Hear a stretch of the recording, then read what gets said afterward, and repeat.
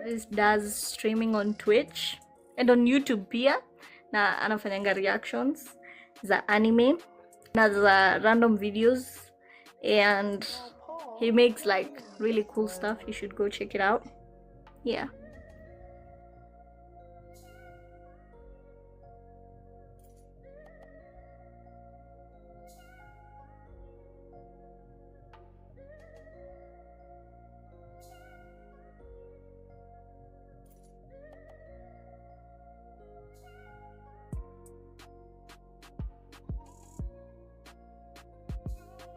There guys, Travis does streaming on Twitch and on YouTube pia, na anafanyanga reactions za anime na za random videos, and he makes like really cool stuff. You should go check it out.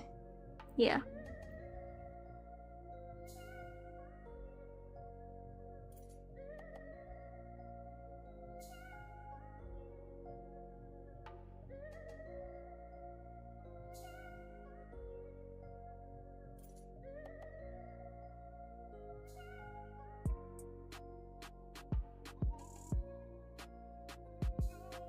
There guys, Travis does streaming on Twitch and on YouTube pia, na anafanyanga reactions za anime na za random videos, and he makes like really cool stuff. You should go check it out.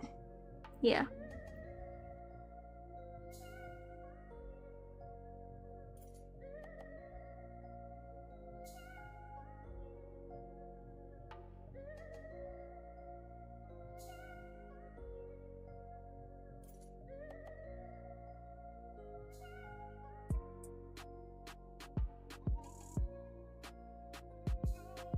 There guys, Travis does streaming on Twitch and on YouTube pia, na anafanyanga reactions za anime na za random videos, and he makes like really cool stuff. You should go check it out.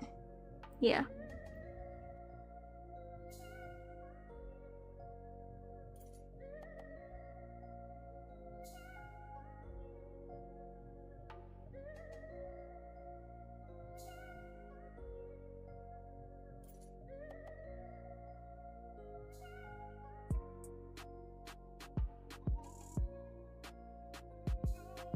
There guys, Travis does streaming on Twitch and on YouTube pia, na anafanyanga reactions za anime na za random videos, and he makes like really cool stuff. You should go check it out. Yeah.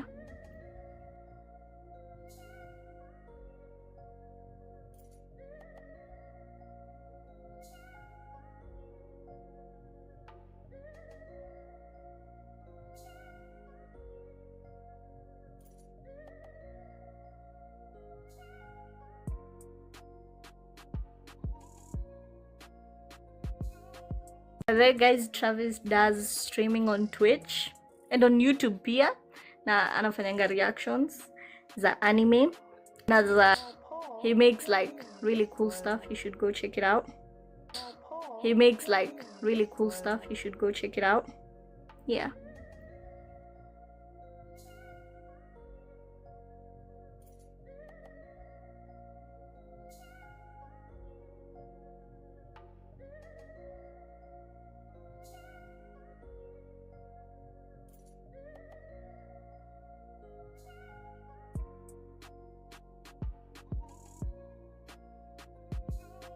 There guys, Travis does streaming on Twitch and on YouTube pia, na anafanyanga reactions za anime na za random videos, and he makes like really cool stuff. You should go check it out. Yeah.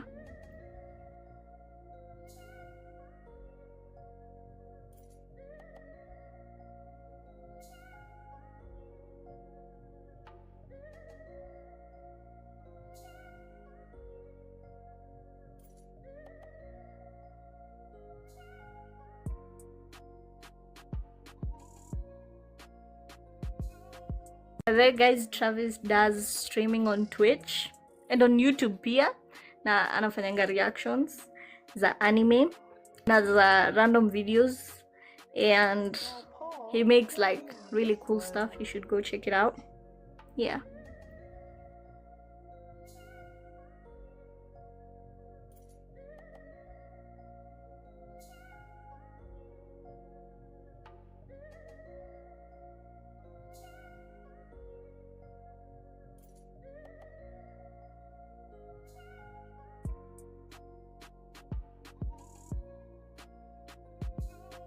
There guys, Travis does streaming on Twitch and on YouTube pia, na anafanyanga reactions za anime na za random videos, and he makes like really cool stuff. You should go check it out. Yeah.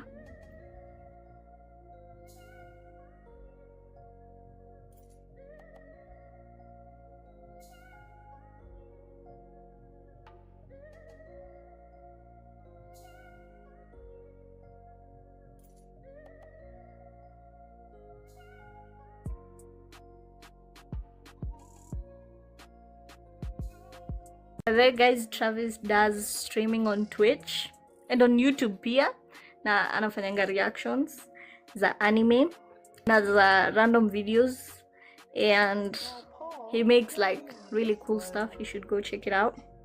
Yeah.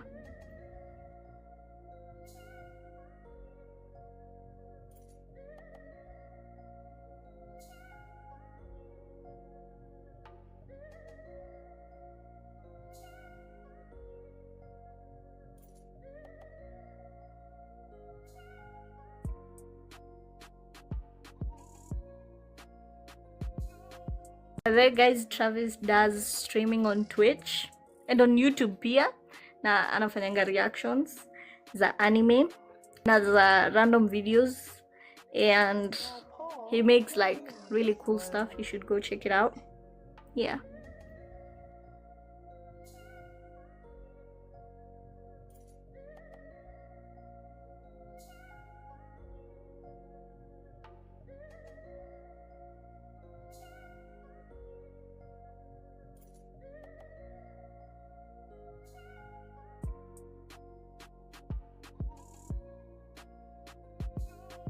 There guys, Travis does streaming on Twitch and on YouTube pia, na anafanyanga reactions za anime na za random videos, and he makes like really cool stuff. You should go check it out.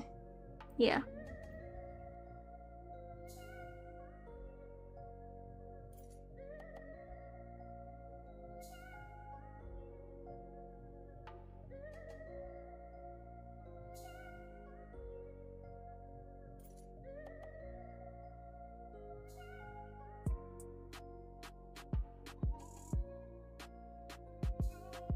There guys, Travis does streaming on Twitch and on YouTube pia, na anafanyanga reactions za anime na za random videos, and he makes like really cool stuff. You should go check it out. Yeah.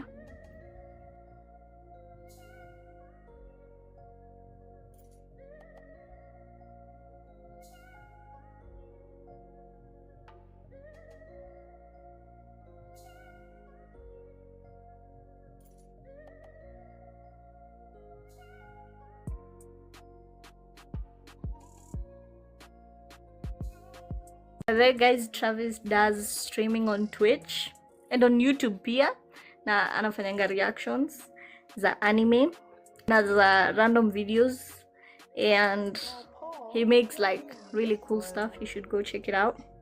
Yeah.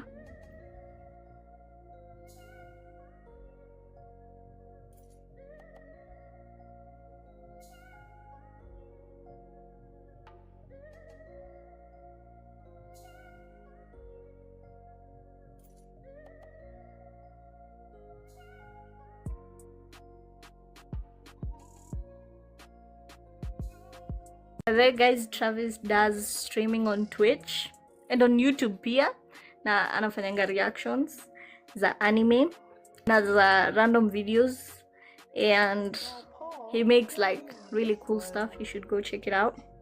Yeah.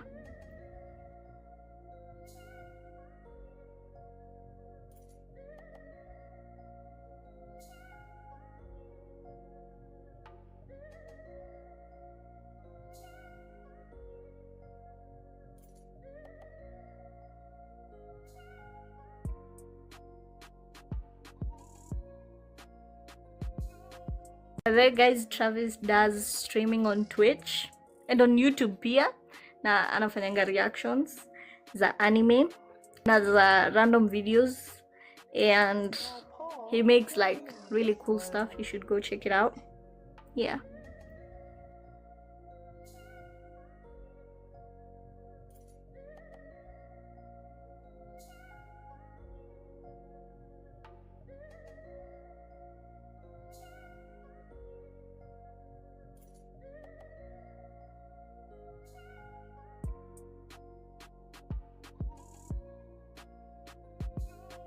There guys, Travis does streaming on Twitch and on YouTube pia, na anafanyanga reactions za anime na za random videos, and he makes like really cool stuff. You should go check it out. Yeah.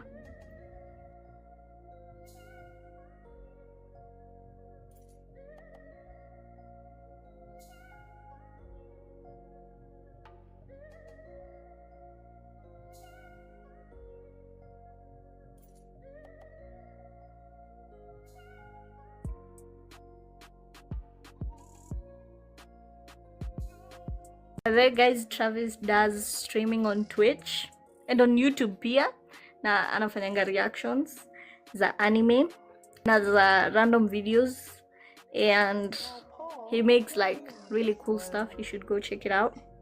Yeah.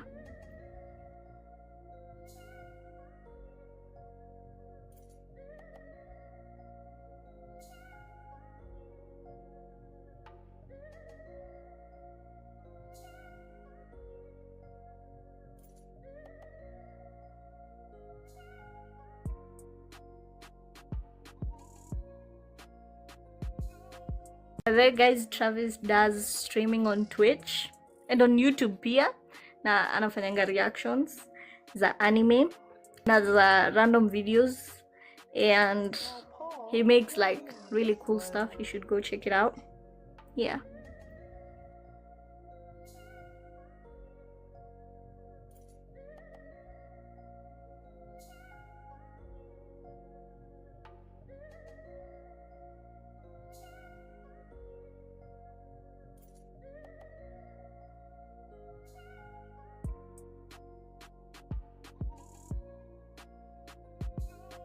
There guys, Travis does streaming on Twitch and on YouTube pia, na anafanyanga reactions za anime na za random videos, and he makes like really cool stuff. You should go check it out.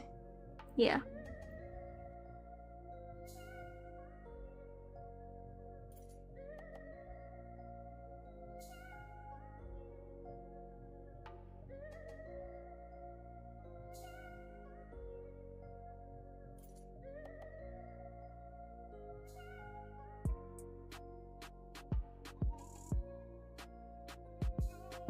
There guys, Travis does streaming on Twitch and on YouTube pia, na anafanyanga reactions za anime na za random videos, and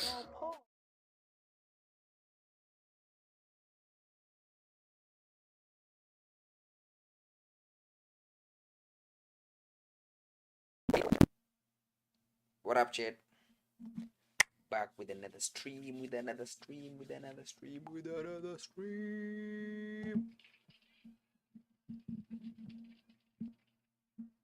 I look washed on this feed. My camera looks fine, but I looked washed. Inaka. I don't know how to describe it, but it looks terrible. It looks bad. I don't know. Inanidanganya. I think the screen inanidanganya. Setting your screen na screen is the same. Nice to make a no. I might be tired, maybe sleepy. I might want to watch an anime right now, but does not stop us from getting into another stream. Makofi kwangu.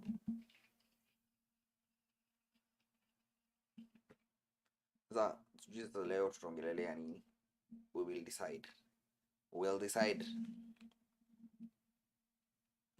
Let me see if I can get a random thing happening on the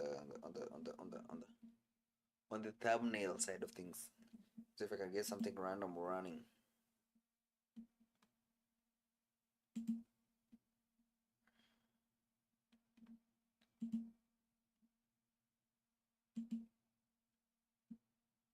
Ooh, I can hear myself.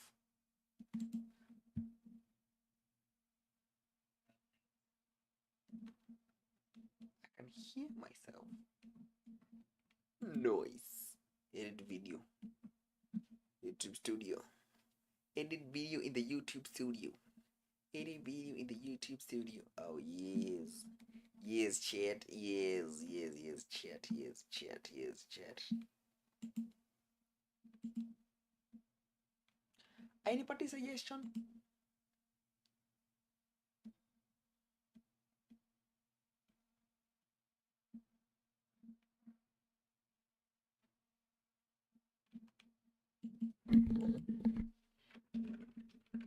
Craft me a thumbnail of this live stream.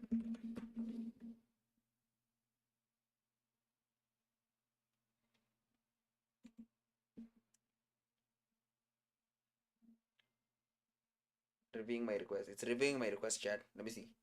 Let's see if it works. The anime one is boring. Anime a new one. Anime a chaos one. Anime a whatchamacallit. Anime a different type of thumbnail. I don't know, chat. I don't know, chat. This one?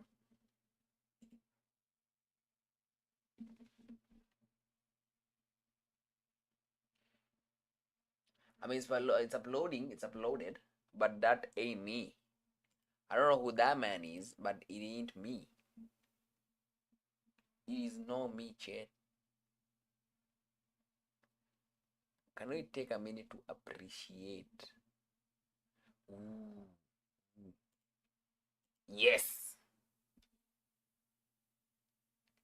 This is that is the thumbnail. Peak cinema. Now I need the versions of this one. For now, let me save that one. Let me save that one. Then I'm gonna link into the ones that this one is gonna make me for me.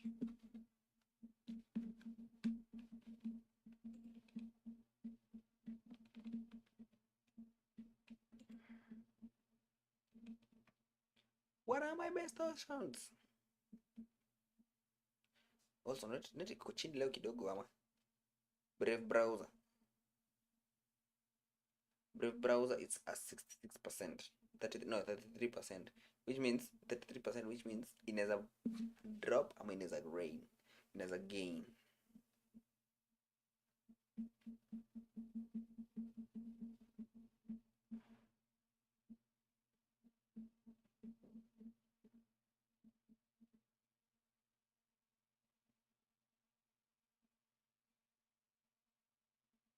Dangote. Who is Dangote? I have no idea who Dangote is.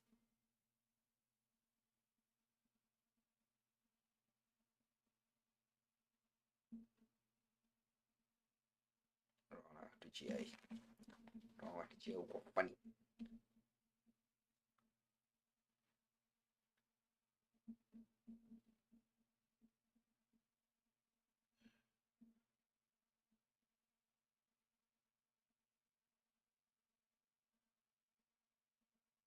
Does Kaisina do thumbnails? I have no idea if that man does thumbnails. Now I'm curious. Does he do thumbnails? Because unapata saa zingine na kuposti kitu yenye hadi nisaidii. Alafu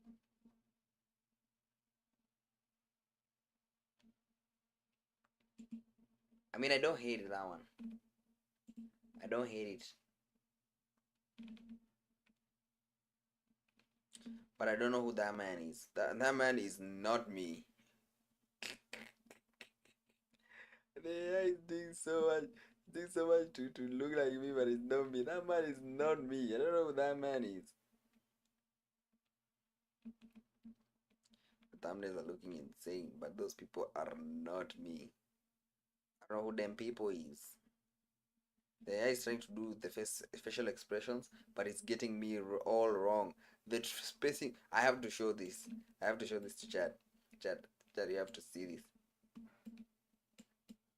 Thank God. So just look here.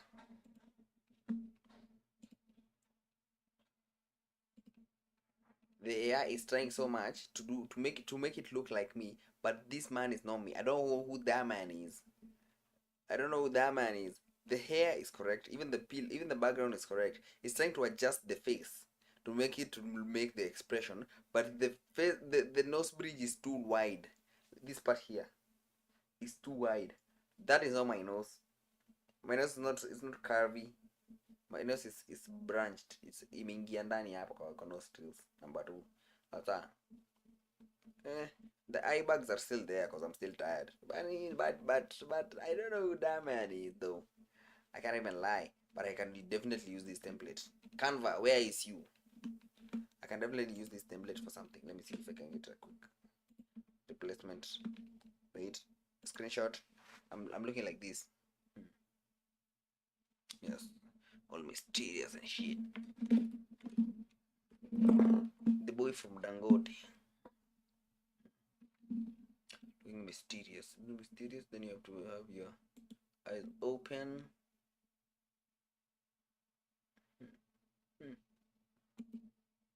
Perfect.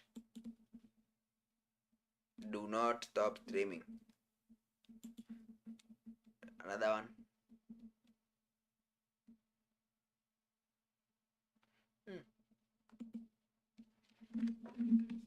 Last one.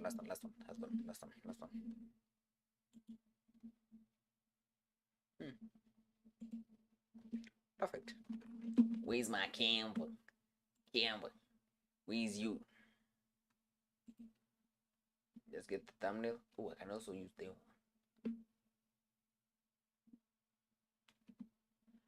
to be on the safe side. Let me see if the text is correct. But nimeweka thumbnail ya mtu alafu KC 3000 anakuja kunisuu. Mimi nitamtolea wapi 5 million?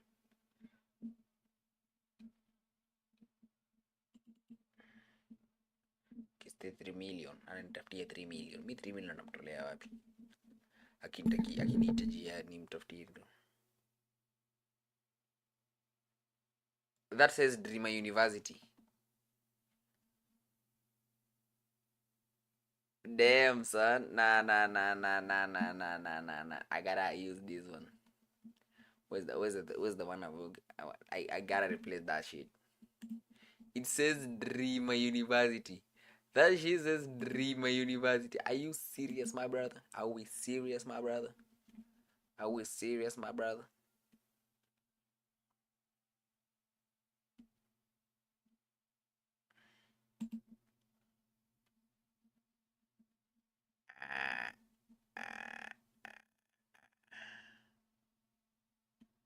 Yes.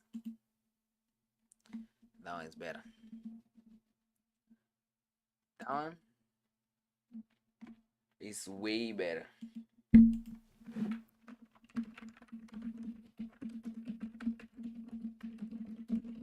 It is a hangout with chat. React to Kenyan content today. Boom. Yes. Siku notice inasema Dreamer University. This one. I don't know how to get a freeze frame of that one. I can always try replacing myself, but hiyo tool flani ya nini. I can always try replacing myself, but hiyo tool flani ya grab objects out of this frame inakuwa ngumu. Machaji na manyonyo is inakuwa ngumu. Anywho. A whole 5 minutes me yapping about nothing.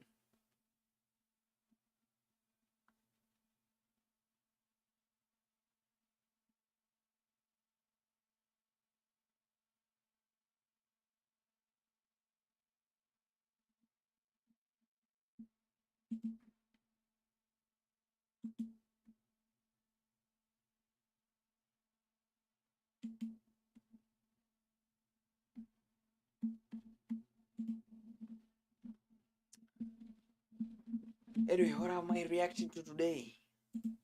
Let me see, niko na lineup kali hapa. Hii kimalizanga kazi yake hapo.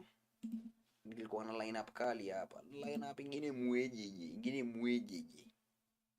Mjisikie mwejeje. Kakashi is hilarious. I'm gonna watch this later in my own time.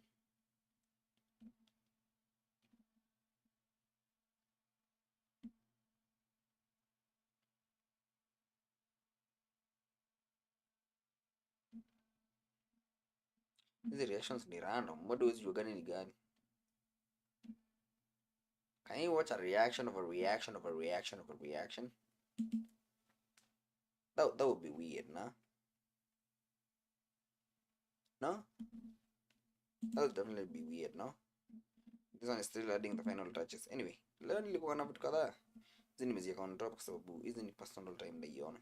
The truth behind the anime awards is a long video. Then there's a Jalen Brownson video. Then there's a Larpa video. I'm still watching a Larpa video. The Aisha Speed versus Mr. Beast in Africa. 2 different stories. That is a video I definitely wanted to watch. I'm gonna put it as the first one. I'm gonna put it here. Then we watch the Stream Awards. It's kinda long though. No, let me put the Jalen Brownson one. The Holy Fraud. Pastor Jeff from Young Sheldon.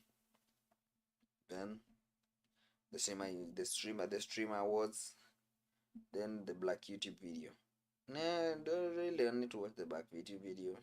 The psychology of finishing second should be go after the Jalen Brunson video, but because this boiled about sport and basketball. Death Note makes no sense after Lara Press, but I don't think tunafika kote. Oh, no, this one is also a long video. Perfect. The Black YouTube one, maybe can nimebakisha kidogo. He lost them in the championship is also a basketball one. I'm gonna put it here. Kwenye tutaanzia sasa kesho. Umemaliza?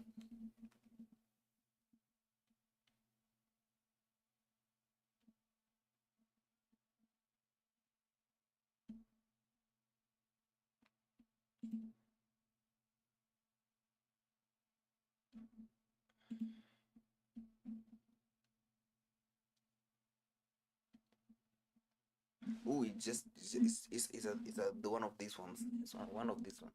One of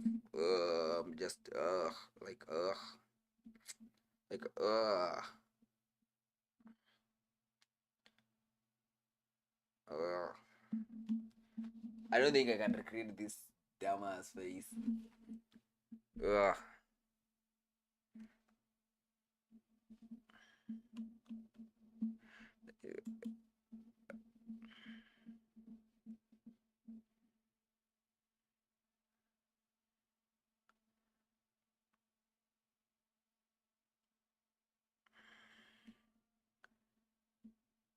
Ugh. Ugh. Disgusting. Ugh.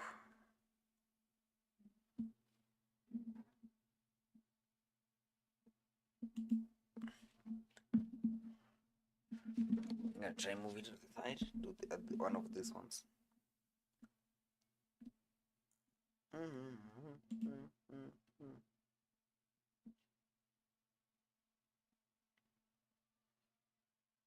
My fingers are not that long.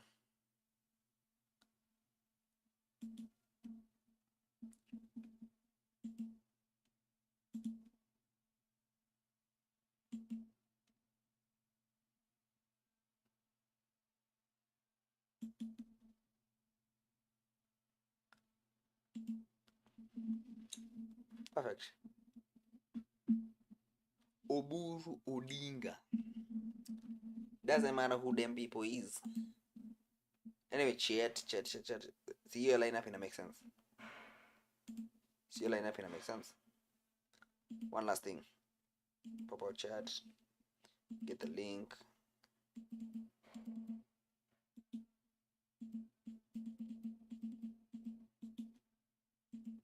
Get the link. YouTube chat.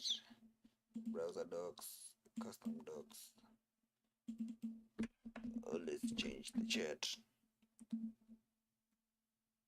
Apply.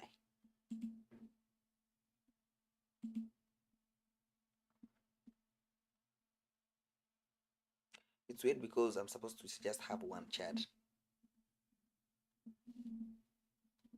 from Streamlabs. Why it keeps disappearing on me? No idea. I'm only supposed to have one chat. Do I add a doc? No, I think it's ningefikiria kufanya before niwashe stream. It's been 30 minutes and I've not even started one video. Skip to 30 minutes before.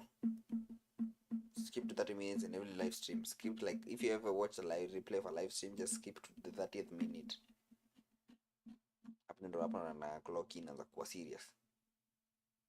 Kwani nimekani video gani ya kwanza? Aisha Speed versus Mr. Aisha Speed versus Mr. Beast. Speed venye alikuja Kenya na bana aliportray the best of Africa. Na si hadi Kenya peke yake, countries zingine mingi aliportray the best. Lakini kuna Mr. Beast mwenye anakuja kufanyia SGB Water Foundation. Hii maji yenyewe anakuwa kichimba. Sio anachimbianga wapi? Kwa mimi mwenyewe sijaona hiyo maji. For some reason anakuja kuchimba maji huko. Maji yenyewe ama what wells zenye anachimbanga. Who knows if they are still there? Ama kuna mtu alikula hiyo do. But there's a video here. Aisha Speed versus Mr. Beast in Africa. Two different stories. Osasino. I have no idea who that is, but this ought to be good. Should be good. Wait. I just remember the sound is not the way it's supposed to be. The sound. Before you kuje, it's a rest against the sound. It's a rest against the sound. Boom. I got it. No. And Eswatini itself. We are here, chat. So as a result of Aisha Speed currently streaming live in Africa, We are here in Eswatini in South Africa. Streaming Angola, in Angola, Ethiopia, in Botswana. We're here in Zimbabwe. some people have brought up comparisons of how Aisha Speed has been showcasing Africa compared to how Mr. Beast usually showcases. But na Masai Land. Afu Mr. Beast ndo huyu anafanyisha hizi vipuzi za tulisema tunaacha. In the big 26 nikipata unafanyisha watoto wenyewe kabla kwa class anasoma. Umemlipia mtoto school fees akuja dance MP ama kucheza kudansia Mr. Beast. We are not doing that in the big 26. By the way, niko serious.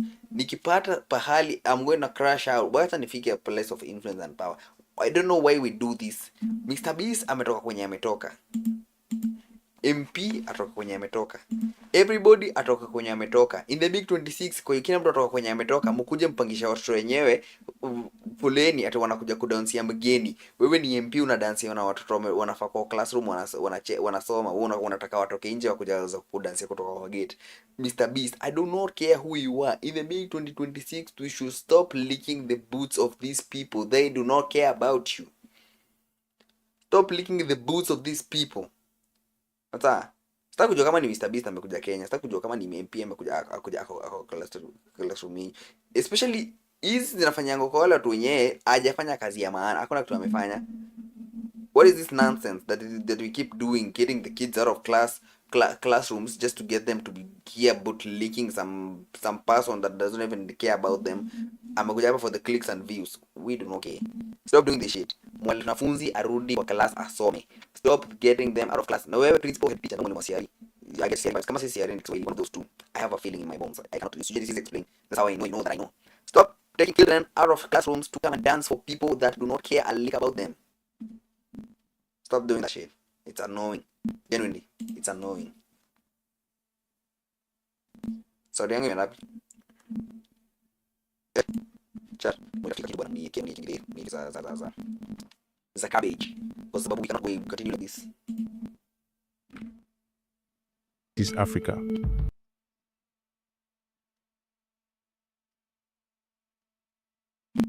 Like we have KFC here. It's not that hard to think about. We have KFC here.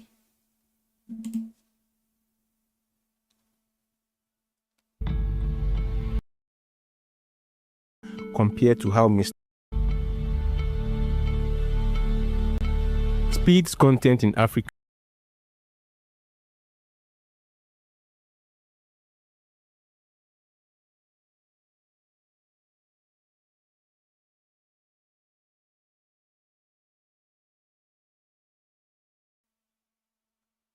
was filled with genuinely interesting clips showcasing different African cultures and heritage.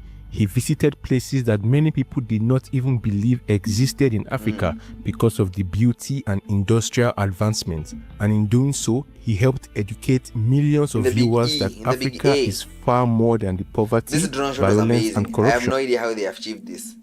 This drone shot was amazing. What stood out was how much joy, creativity, and cultural richness his clips captured. For many people watching in the West, especially African Americans, this was an opening eye experience. A lot of them were genuinely surprised to see the beauty, energy, and normalcy. Got mugged. African Speed got a huge boost. Higher than of everyday life across different African communities. Man, this whole time, bro, they made us fucking think Africa was such a poor country, bro. Africa is not even a country, bro. Bro. And Speed is single-handedly changing my perspective on life. Y'all probably wondering why I'm crying. I've been watching Speed's streams, and I'm seeing all the love that he's getting in Angola. He's in South Africa, and he's getting massive amount of love in. But to see him, I can't lie. I know she's not faking, but this feels performative as fuck. Be a black man from the United States of African descent and be able to go back to the continent and be treated like a human by civilized African people. When we've been taught that Africa is primitive, that it's dangerous, don't go back, they have this, they have that. I just watched iShowSpeed in Ethiopia show the nightlife. Baby, that thing is gorgeous. Oh my God, this is Ethiopia. It is so gorgeous. And when those clips began circulating online, they went viral very quickly. And shortly after that, Mr. Beast announced that he would also be visiting Ghana for charity purposes. That announcement was met with much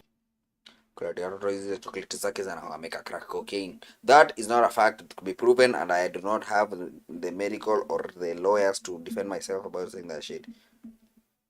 But enough Mr. Boats, manze. Mr. Beast anafaa tulie. Criticism. But we know why Mr. Beast is coming. It is to push that stupid Western paternalistic narrative. It feels like a good drug for them, a dopamine of self-righteousness. It only kicks in sufficiently when they show Africans and Asians in miserable conditions that need their savings. And not because people dislike Mr. Beast or the work he does, because most people understand that he helps communities that are genuinely in need and that his impact is real. However, a large part of why Mr. Beast's videos in Africa perform well is because of the virality that comes from the way they highlight extreme hardship and suffering in Africa. He just lands. You just see a random Mr. Beast video random after like 3 months of him showing up. I'm like, is Mr. Beast the biggest YouTuber in the world? How do we not know that this person is in this country? Because he's doing philanthropy. Angekuwa anakuja kufanya content ya Mr. Beast in Kenya, ingekuwa a whole different story. Beast philanthropy. I need a Mr. Beast video of Africans bana, ache mchezo. How they are giving us a bad name. And when Africa is repeatedly framed through that single lens, it reinforces negative stereotypes like there's no water in Africa. Like huyo jamaa mwenye ampiga hiyo video, mbona amechagua tu soko mzima, ametafuta tu madhe mwenye ako na macho moja mbaya.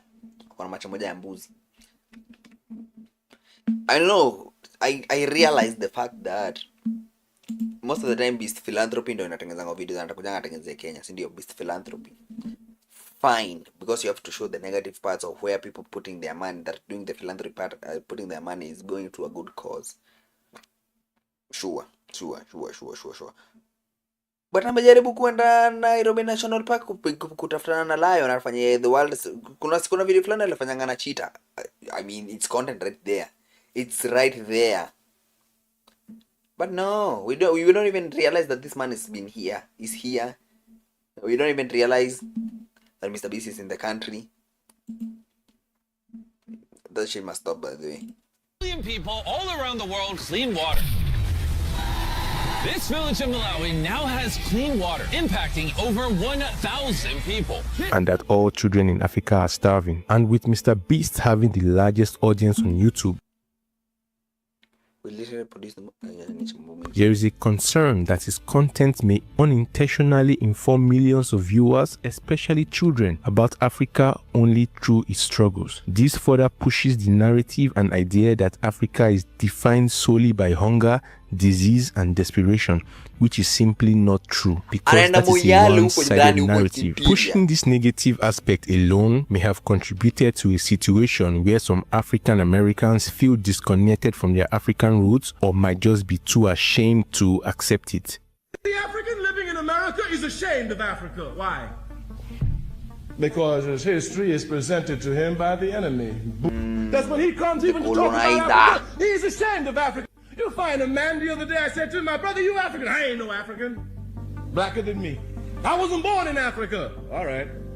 If you're born on a ship, what would you be? I don't know nothing about Africa, of course. When you're born, you don't know nothing about nothing. In extreme cases, some even go as far as claiming to be of Native American descent in order to distance themselves from their African ancestry. 95% of our people who call themselves so-called Black Americans are not African at all. We are indigenous to this land of America, and genealogy proves this, documentation proves this. Shut your bitch ass up, nigga. What are you talking about? What is even bro talking about? What? Indigenous to North America. Now you want to associate with the most marginalized group in the entirety of America. Sure. Also, the whole story what happened in America, it was a whole indigenous slave trade of the Americas where they sent people from. And this is a deeply flawed claim, because even if there were black people in the Americas before the Europeans got there, that does not erase their African origins, because we all know that all black people trace their roots back to Africa. In fact, they're just Africans that went there without the ship of the colonizer. It's not even that hard of a concept to understand. Humans in general are believed to have originated from Africa, and this is exactly why representation matters. When Africa is only shown at its worst, people internalize shame, or when Africa is shown in its fullness, the struggles. Mr. Beast hadi ana adabu anasavia watoto kiviri. Na 500 million subscribers hadi ana adabu. Yana feel sasa ni kama amefika. And also the beauty. This is Africa, chat. All right, go ahead, go to drone. But chat, this is the nightlife of Ethiopia, chat. You saw it? Nightlife of Ethiopia. They saw it. This is insane. This is honestly beautiful, chat. When he flew out with a helicopter in the 254. With the Kasonga anafanya kazi mingi sana. With the E among the W, the very few countable 1, 2, 3, 4, 4 W's that he has had. He's been working so hard. That's why I need him to go home and rest. Amazing, guys. Yes. Look at Kenya, bro. We're 17. It creates a sense of pride, and this is what I Should Speed content is doing so well, because it doesn't ignore the problems and situations in Africa, but it doesn't reduce Africa to them either. He shows culture, laughter, music, youth, confidence, and everyday life, like, and that kind of representation can make Africans in the diaspora feel proud of where they came from. And just for context, this video is not saying that Africa's problems should not be discussed. The point is that those problems should not be the sole focus. And that's why I Should Speed's visit feels very different, because he's not only showcasing the African world, he's also integrating himself into the culture, engaging in the same activities, and this is just a beautiful thing to see. And it also comes with a lot of funny moments like this. Yes. This is speed. S-P-E-E. Yes. Okay. Okay. Spell speed. Okay. Spell speed. Spell it. Spell speed. Spell it. Spell speed. This man cannot put what? Nigga, do you know English? Spell speed. No. Spell speed. Spell speed. No. Spell it. Spell no. Nigga, man. Spell this. Spell.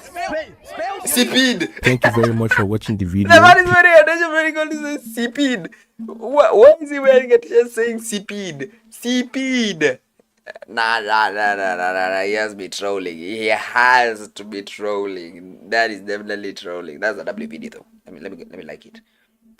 W video. Please like the video. Drop. Wait, I pressed something by mistake. That was a W vid. That was a W vid. I won't even lie. That was a W vid. So like a video, but nice.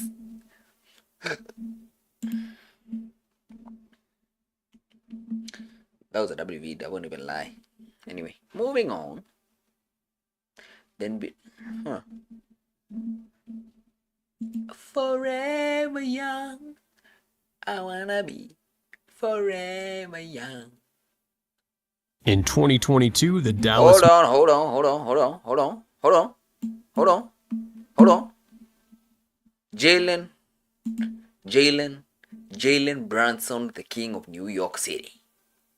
The Lord and Savior in New York City, Jalen Brunson, has won the NBA title.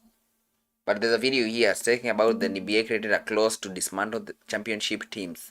Wait, wrong screen. The NBA created, no, wrong screen again. Yes, correct screen. The NBA created a clause to dismantle championship teams.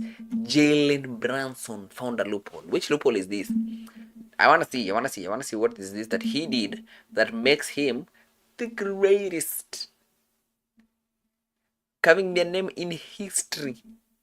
Because takumbuka 2026, the 2025-2026 season went to the New York Knickerbockers. In 2022, the Dallas Mavs decided Jalen Brunson wasn't worth keeping. Damn, They they let really him traded him. walk. No trade, no sign and trade.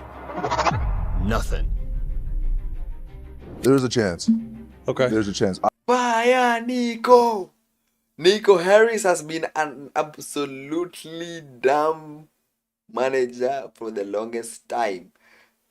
Even though Lifanya look at it, how did they let Jalen Brunson walk? I really did want to stay in Dallas. I think before the season, before my fourth season in Dallas, my last season in Dallas, we try to extend our contract, whatever we can get. A player they'd held 4 years gone for free, and almost everyone agreed they were right. 4 years later, that's the most expensive mistake in basketball. The winner of the Larry Bird Trophy, the 2026 Eastern Conference Finals Most Valuable Player by unanimous decision, Jalen Brunson. MVP. Well deserved. And the number that proves it is Celtics peke yake ndo waliwapeleka mpaka game 7. Celtics peke yake ndo waliwapeleka mpaka game 7. I need you to understand what I'm saying to you right now. They had, from the first round of the playoffs, they had a 13-game winning streak in the playoffs. Chat. Niache mambo mingi. one Brunson chose for himself. $113 million. He gave it back on purpose. That one signature is why the team he's dragging through the finals can do something the team across from him is about to be forbidden from doing. To understand the number, start where everyone got him wrong. Okay. Is it like Coming out of Villanova, Brunson had won everything. 2 national titles, Player of the Year, and he fell to the second round, the 33rd pick. 32 names came off the board first. Not because of his game, because of his body. 6'1", not explosive. He's like slower, non-athletic, non-shooting Stephen Curry. So it's like Stephen Curry minus the range in shooting. Okay, I get what I'm saying. With the 33rd pick in the 2018 NBA Draft, the Dallas Mavericks select Jalen Brunson from Villanova University. The league has a price for that, and it marked him down. Now here's how far down. Across 4 years in Dallas, Jalen Brunson earned about $6 million total. Second round money for a player the whole league was about to chase. Hold on to that markdown, because a second-round price isn't just lower pay, it's a lower cost. The NBA decided Brunson was cheap, wrong about the player, right about the price. And the price is the whole story. By year 4, the cheap second-rounder was a problem. Too good to lose, too expensive to ignore. Playing next to a generational talent Dallas had built everything around. Luka Doncic. So, in the summer of 2022, Dallas chose pay Brunson or keep their flexibility. They kept the flexibility.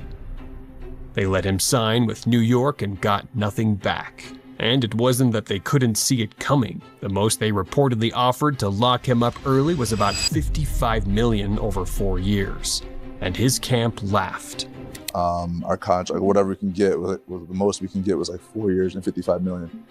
And so like his camp, when you're talking about his camp, it's like his team, his coaches, his trainers, so an NBA superstar, an NBA player, and an NBA superstar, akona a whole team of people.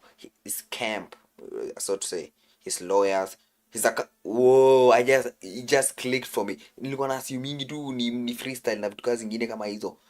But his camp, talking about his manager, his legal team, parents, people that benefit from them. Okay. I've been sleeping the whole day. Obviously, we wanted to do that. I wanted to stay there.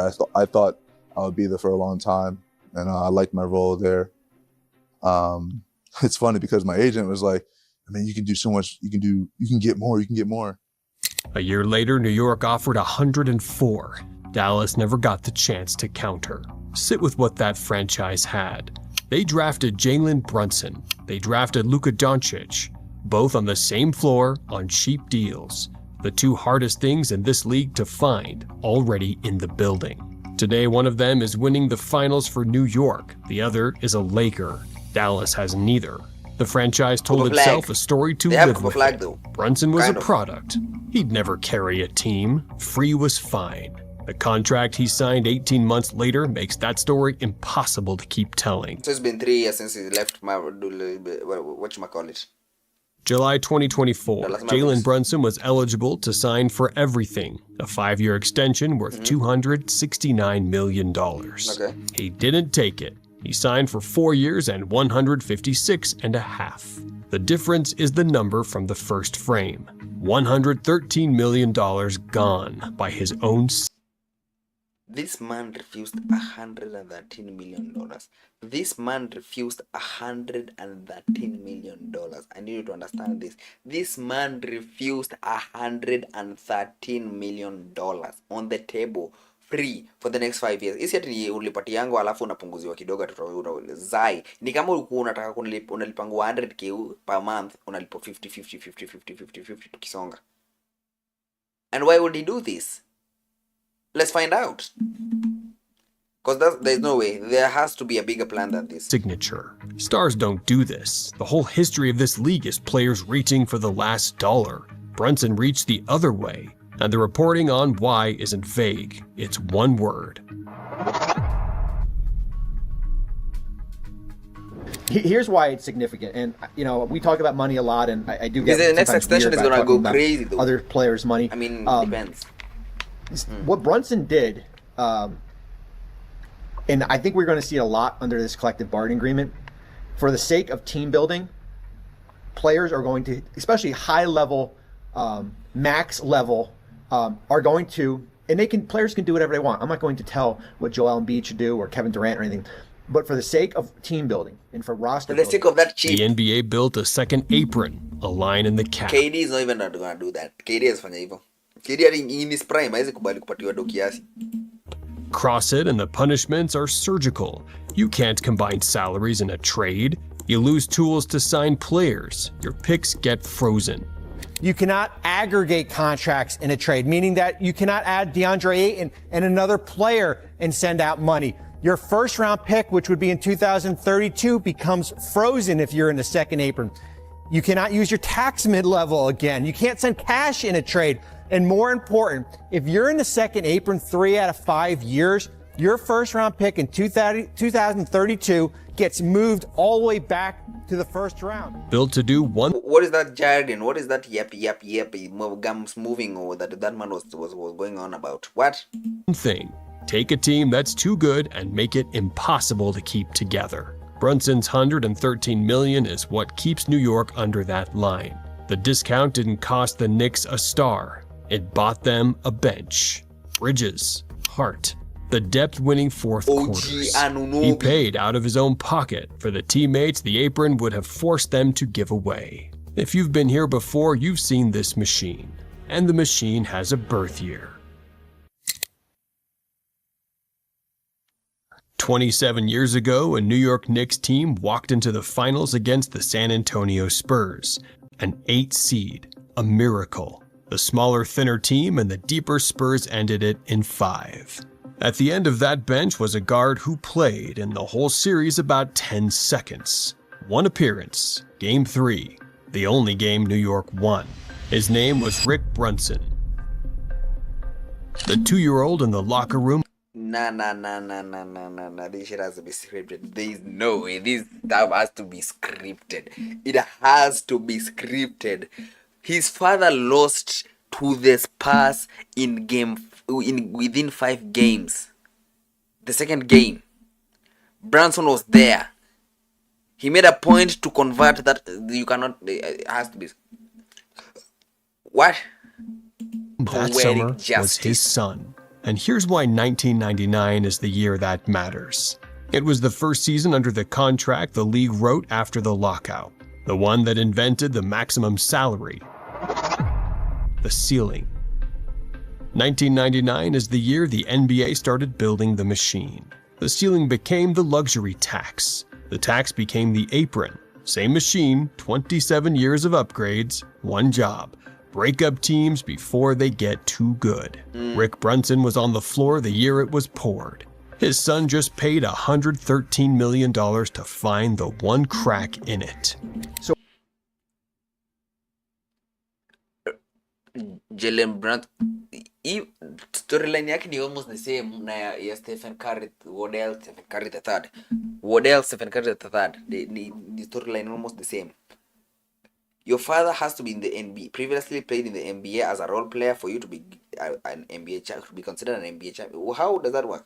But I think I would assume that because your father's was in the NBA, he has the mechanisms and knows what it takes for you to become a superstar. Not a superstar, to become and worthy to become an NBA player.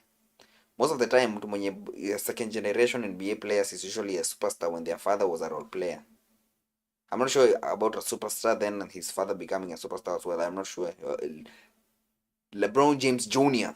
will tell us that. But we can bring back Mikal Bridges, so we can build out our roster in free agency. Basically, what is this guy's gums is moving about is there is a permanent salary cap on every NBA team. So on every NBA team, there's a permanent salary cap. Sasa kama for example mpatiwe kama 300 million for example, so you can show the numbers exactly. Mpatiwe kama 300 million, mwambie 300 million is the only type of money they are allowed to give over a certain period of time in every season, in every year. Sasa 300 million. 300 million, you're supposed to spread it among all your players. Ukiwa na superstars wengi, kuna superstar mwenye atakubali kulipo anything less than 100 million. Anything less than maybe give or take 30 million per year. That's how you end up with a max extension of 250 million over 5 years. Let's say kituka hiyo. That's like 30 million per year. Hakuna mtu atakubali, superstar atakubali. Kalabaki na LeBron, akina Steph Curry, akina whoever. The people that are carrying the team, the main cracks ama the main core of the team.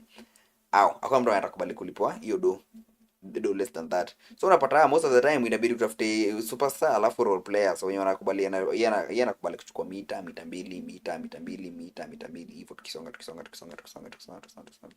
So iliwekwa kwa sababu kuna teams zingine zinakuwa franchises kubwa kama Lakers for example, wako na do mingi. Hao wanaweza spend like 2 billion per year in salaries wangetaka 2 billion per year. So unapata wanaweza draft KD, wanaweza draft LeBron, wanaweza draft Steve Curry, wanaweza draft any superstar they recommend in the whole league, alafu tu teams tudogo tuna dodo tuna end up kukua tuna end up team tudogo tunye tuna dodo tuna end up kukua na loser place. So unapata hiyo ina allow ku control mwenye ako na pesa mingi asiwin. You just need to know how to balance the game, balance your game, which kwa superstar mwenye anachukua pesa kidogo hapa and as a maintain, ama uende the route of, for example Lakers yenye ni superstar moja mkubwa alafu tu role players tudogo hapa na pale.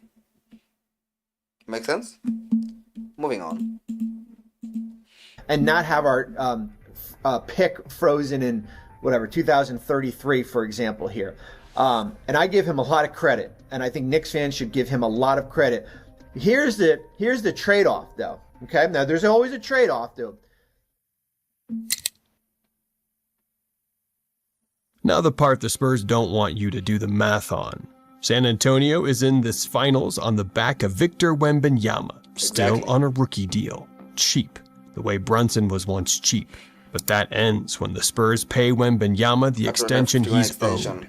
Their payroll vaults toward the exact line Brunson sacrificed to stay under. The apron will do to San Antonio what it does to everyone. Freeze the roster, choke the bench, forbid the fixes. The whole loot. Victor, next year, please do the smart decision and take a pay cut. Cause pay cut. That is the only way that you're gonna make it to another finals, unless you're getting traded. And I don't see Wembanyama is not built for the finals. Losing them this series is the hole the rule won't let them patch. That's the cruelty of the thing they built. It doesn't punish a team for being bad. It punishes them for being too good. And the only legal way out is the one Brunson took. A star writing a 9-figure check to his own team so the machine can't take his teammates. Every team in the league is negotiating against that clock right now. The apron isn't losing, it's tightening. That second apron that we all joked about with the orange apron on free agency day, that comes with a lot of harsh rules. And the most interesting thing to me is the young teams, Oklahoma City, Houston, teams that have accumulated tons of good, interesting young players already have to start thinking 3, 4, 5 years ahead. Sure. Once they all come up for big contracts, can we pay them all? Is that even realistic anymore? What do we have to do to prepare for that scenario? Something has to give. 27 years ago, the deeper team beat the Brunsons in the finals. This year, the Brunsons are the deeper team, because the son paid for the depth the rules were built to deny him.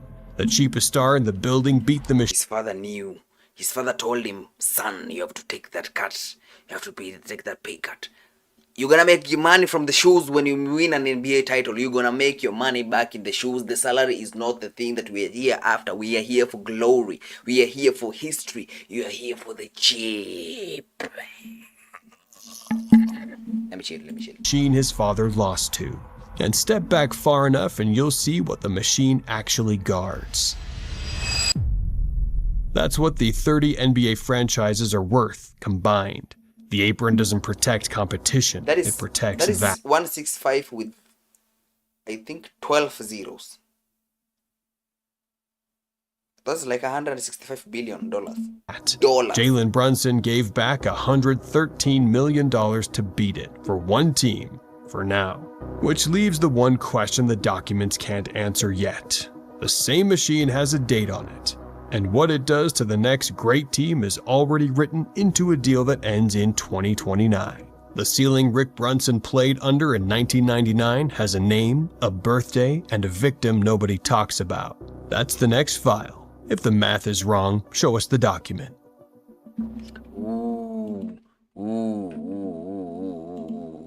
So the New York Knicks has the potential to keep whooping ass for the next 3 to 4 years until 2029. 2029 is like 3 years, and like 3 years.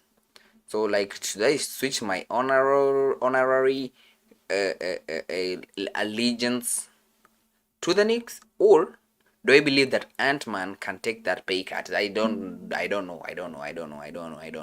And I just need to see Steph Curry do one final run, then retire. And you see the younger players. I'm not gonna pay kama nini. Wembanyama anachukua hiyo pay cut. Interesting. I don't know. It's an interesting thought experiment. It's an interesting thought experiment. Anyway. The psychology.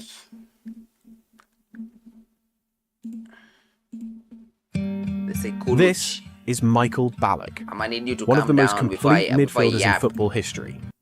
I was yapping. The psychology of finishing second. The thing that got me interested in this video is that Wembanyama's finished second in his first ever NBA title run. So when he went deep, he doesn't only go deep. First season alicheza ish, is still getting used to the league. Second year, injury. Third year, finals. I don't know. So the psychology of finishing second really suggests you. It's a video from 3 days ago. Let me see. It's a video from 3 days ago. The psychology of finishing second. What is it yapping about? No idea.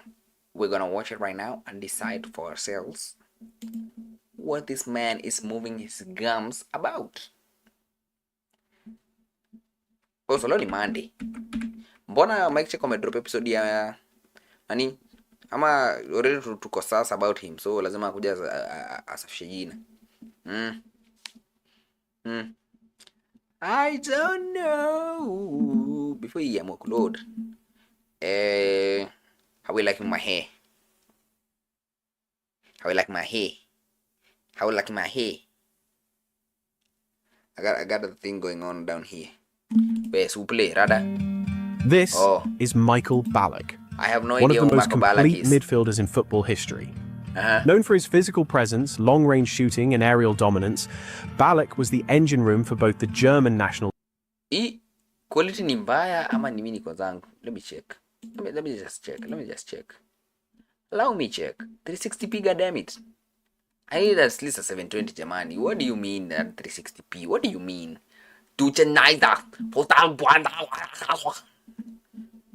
Germany na sounding kama kikisi juu ya watu vita. Team and some of Europe's biggest clubs during the late 1990s and 2000s. He was the ultimate box-to-box midfielder. But we can't talk about Ballack without mentioning his 2002 season. He was named Midfielder of the Year and German Footballer of the Year. And along with the club, towards the end of the season, they were leading in the title race. They even reached the final of the DFB Pokal and the Champions League. And somehow, they came out with no trophies. They lost the title race to Dortmund in the last few games, then lost in both finals. Then came the 2002 World Cup, where he led Germany all the way to the finals. But even then, they lost to Brazil. He came in second every time. Michael Ballack's 2002 season has been considered one of the greatest individual campaigns ever by a midfielder. But every time Ballack speaks about that season, he never speaks about his achievements. He famously labeled the year as a cursed year. So, why do we view finishing second place as a loss rather than an achievement?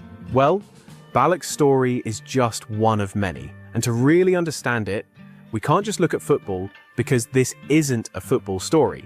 It's a human story. So this video is going to be a little different. Okay, I'm here for it. For decades, people believed that success and happiness were directly connected. If you finish first, you're happier than second, and if you finish second, you're happier than third. It was simple, or at least that's what everyone thought. In 1995, 3 psychologists, Victoria Medvec, Scott Mady, and Thomas Gilovich, published a study that completely changed that idea. When they analyzed Olympic medal ceremonies, they noticed that the athletes who won bronze often looked happier than the ones who won silver. Think about that for a second. Third place looking happier than second, even though second has objectively achieved more.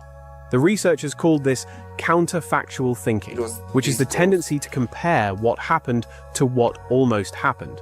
And nowhere is that more visible than the Olympics. Because when a bronze medalist stands on the podium, they're often thinking, at least I won a medal. But a silver medalist isn't looking down. They are looking up, thinking of what they could have become. This man is better than me. Take a look at the construction of the podium. You can see that the first place winner is standing alone in the middle, raised above the rest, while the silver medalist is right close to the winner, seeing what could have been, while the bronze is further away, closer to the ground, making them appreciate it more. But the pain of finishing second doesn't end with psychology, because there is another cruel reality that comes with it. People forget. Think about the 2026 London Marathon. Kenyan runner Sebastian Sowe crossed the finish line in under 2 hours, breaking the world record with a time of 1 hour, 59 minutes, and 30 seconds. The celebrations began, and every headline had Sowe's name on its front page. Everyone talked about Sebastian, and rightfully so, but almost nobody talks about the man who crossed the finish line shortly after him. Ethiopian runner Yomif Kejelcha also broke the world record. We do not care. On any We are the runners. We on top. Ask about us. Let me chill. other day in history, Kejelcha would have been celebrated. The headlines would have belonged to him, but he happened to be standing next to someone who ran slightly faster. He also, actually, the funniest part or the most craziest part about this story is Sebastian Sowe and Yomif Kejelcha, pardon me if I'm butchering his name, broke the world record, the previous stated world record, just because the Sowe broke it. W, my guy, is a Kenyan. I mean, we celebrate our own. Broke it further than the second one. It's even Jacob, I think, broke the world record. I'm not sure though. And we don't remember him. Sad. Very sad. He didn't lose. His achievement got absorbed by someone else's victory. The world will always remember the winner. Take the Williams sisters, for example. I'm not a fan of tennis, but I know exactly who Serena Williams is. Serena but Williams. if you had asked me about Venus Williams, well, if you had asked me about Venus Williams 3 months ago, I had no idea Serena had a sister. Honest to God, strike me down if I'm lying. I had no idea that Serena had a sister. I thought she was just the goat of tennis or something. well, I would have simply described her as Serena's sister. But Venus was a great tennis player. She has multiple Grand Slams and is a former world #1. In another timeline without Serena, Venus might have been remembered as the defining player of her generation. Instead, history compressed her story into a supporting role. Maybe the biggest tragedy of second place isn't the disappointment or being forgotten. It's what happens next, because when someone finishes second, they rarely stop and appreciate how far they have come. An Olympic silver medalist is one of the best athletes on the planet. A footballer who finishes second in the Ballon d'Or is still one of the best players. But we don't remember the people that finished second in the Ballon d'Or. We only remember the Ballon d'Or winners, and we count the Ballon d'Or winners. Because if we go by the time of nominations, how many nominations can we get and give to people? I mean, we don't have that time. Just count the one that got the trophy. Nothing has changed about their achievement, only their comparison. And that's why they say comparison is the thief of joy. The pursuit of first place convinces people that everything short of winning is failure. But when you finally become #1, there is always another mountain. There is always someone better than you. So if your happiness depends on being first, you'll probably never be satisfied. That's why second place has become so dangerous, because it tempts you into thinking that your achievements don't matter. Looking at it, Michael Ballack wasn't a failure. Even Venus Williams and Kejelcha. Yet many people will talk about them as if they somehow fell short because of what they quote-unquote didn't achieve. And that's the real cost of chasing first. You become so focused on the gap between you and the winner, you forget about the gap between you and everyone else. Someone going through this right now is Joe Bellingham. He's literally the shadow of Jude. And by following his brother's path by going to Dortmund, Joe perhaps just secured his legacy as Jude Bellingham's brother. Though he tries to differentiate himself by not using the Bellingham That man should not have gone to that club. Exactly the same as your brother. They are gonna keep comparing you to your brother, and he's not he. name. When he receives the ball in the midfield, the commentators still say Bellingham. Maybe the world will always remember the winner, but as Theodore Roosevelt once said, the credit belongs to the man who is actually in the arena. And perhaps that's what second place really is. Not proof that you failed, but proof that you were brave enough to step into the arena when most people never do. At least in Olympics you get a second place medal. That's it. That's the end of the video. That was a WV though. I won't even lie. That was a WV. That was an amazing video. At least in some sports, for second place you get something. For basketball, you get a conference finals trophy. For the Ballon d'Or, you get jack shit. Unapata tu story, a couple of mentions in the video, in me, some TikTokers and YouTubers and people on X complain about you not winning or how it was robbery, how you should have deserved it. By the time it's the next season, we do not care about you. Try again and win it next year or don't. I mean, it's just this is why I'm gonna be the best. Let me chill. I'm a chill.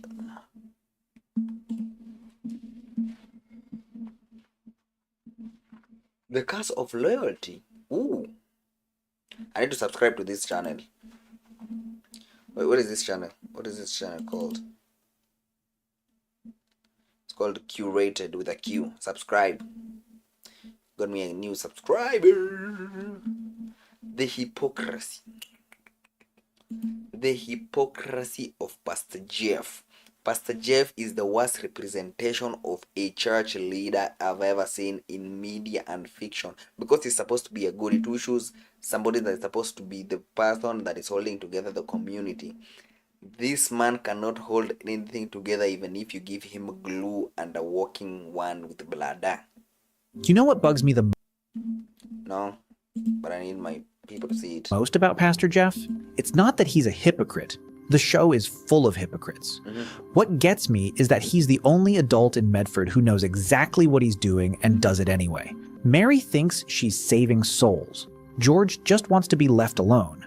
And Jeff is playing chess while everyone else is playing checkers. And here's what hit me. Everyone thinks Pastor Jeff is just a comic relief guy. The sweet, kinda goofy pastor who's basically background noise for church jokes. Like a cartoon Texas preacher who smiles at everyone and says all the right things. A harmless dude in bad shirts. But that's complete BS. Pastor Jeff might be the most calculating person in the entire show, and I mean that. This man manipulates Mary Cooper from season 1 all the way to the finale, and most viewers don't even catch it because he does it with a smile and a suit. Just does this. Just does this. This is among the most dangerous moves I've ever seen. Pastor, I am very careful. Why does it keep dropping the video quality? Google, I see what you're doing. I see it. and a Bible verse ready to go. I didn't even notice it myself until that scene where Jeff hires Mary back after firing her. Remember that one? He fires her because she stood up for Georgie and Mandy. Then, when things get awkward, when the church starts falling apart without her, he calls her back, and Mary goes back. Of course she does. And he acts like he's doing her a favor. That's not kindness. That's control. That's manipulation. And this is where it gets good, because if you look at every single scene Jeff is in, you'll see the same pattern. He protects himself first, even the youth the church second, and people, he juggles people however suits him in the moment. Honestly, my brain just shut down when I put it all together. Hey, take a seat on Cooper's couch today. We're breaking down why Pastor Jeff is actually one of the darkest characters in this sweet little sitcom, and why nobody is talking about it. Okay, let's not start with the heaviest moment. Let's start with the one that just gets under my skin every time I think about it. The whole story with his first wife, Selena. Remember her? Everyone thinks, poor pastor, his wife left him, he's depressed, sleeping on his office couch and hiding out at the Cooper's place. We get this whole sad arc and we're supposed to feel for him. But dig a little deeper. Why did the marriage even fall apart? Because this man of God lied to Selena from the start about being rich. He built his whole marriage on a basic lie just to keep up appearances. And when Selena found out the truth and dumped him, he ran straight to Mary in a panic. Not because he lost the love of his life. I just got it. Mary is Pastor Jeff's mama. He has mommy issues.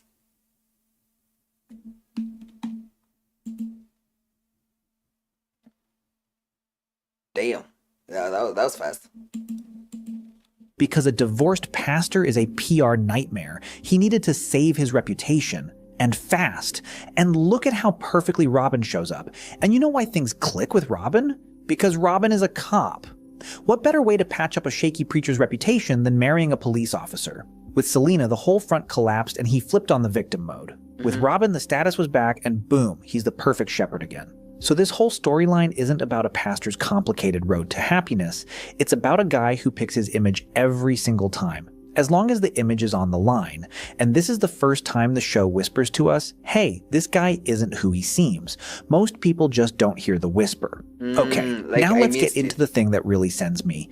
This is probably the most messed up thing Pastor Jeff does in the whole show, and almost nobody talks about it. Think about how George dies. Think about the funeral. Think about who runs it. Pastor Jeff, the same Jeff who knew for years that George didn't believe. The same Jeff who knew George only went to church because Mary made him. The same Jeff who, in private, was a totally normal dude with George, drank beer with him, watched football, even cracked jokes about church stuff. This Jeff stands up and runs a Christian funeral for a man he barely knew as a believer. But the most painful part isn't George's death itself. It's the way Mary looks at Jeff in that moment and sees comfort. And Jeff looks at Mary and sees, what, a parishioner, a regular customer. Someone who's now going to show up to church even more often, because she needs somewhere to put all that grief. I didn't even catch this until I rewatched the finale and paid attention to Jeff's face during the funeral. There's no grief there. There's not even real sympathy. There's professionalism. It's the face of a guy doing his 100th funeral service. And in some ways, that's normal. He's actually done a lot of funerals. But the problem is, George was his friend. Or he was supposed to be. And in the moment when Jeff needed to be a human, he put the role back on. Think about what a real friend would do. A real friend would sit with Mary at the kitchen table and say, look, I don't know what to say. I'm in shock. George was a good man. A real friend would admit that George was a complicated guy who didn't really love church, but loved his family. A real friend wouldn't turn the funeral into another service. But Jeff did exactly that. He used George's death as one more chance to remind everyone that he is the pastor. He is the guy you go to in hard times. He is the center of Medford's spiritual life. And here's what really finishes me off. A few episodes after the funeral, Jeff starts coming around Mary more often, helping out around the house, stopping by to check in. Everyone thinks, oh, what a kind man supporting the widow. But if you're being honest, that's a shepherd tightening the leash on his most valuable sheep. Mary is grieving. Mary is vulnerable. Mary is going to give the church even more time, more money, more loyalty. And Jeff is right there to gently steer all of it. I'm not saying he's a comic book villain. He's not sitting in a basement rubbing his hands together. It's actually worse than that. He probably doesn't fully realize what he's doing himself. He's just been playing pastor for so long, he's so fused with the role that he can't switch it off even when he's burying a friend. And that, honestly, is scarier than any open evil. This is a guy who lost his real self somewhere about 20 years ago, and now he only exists as a function. Okay, third thing. This one is smaller, but it shows the whole Jeff playbook in one tiny scene. Remember when Sheldon argues with Jeff about science and religion? Sheldon is, of course, a little smartass, and he walks into church with one goal: tear Jeff to pieces. And Jeff does something really clever in that moment. He doesn't argue, he doesn't get mad, he smiles, tells Sheldon those are interesting questions, and says he'll think about it and get back to him. And the audience thinks, what a cool pastor, look how he handled the difficult kid. But here's what actually happened. Jeff knew arguing with Sheldon was pointless. Sheldon is smarter than him on this stuff, and he'd lose a public debate. So Jeff did what every good manipulator does. He moved the conversation to a setting where he has the advantage. Vague answers. Let me get back to you.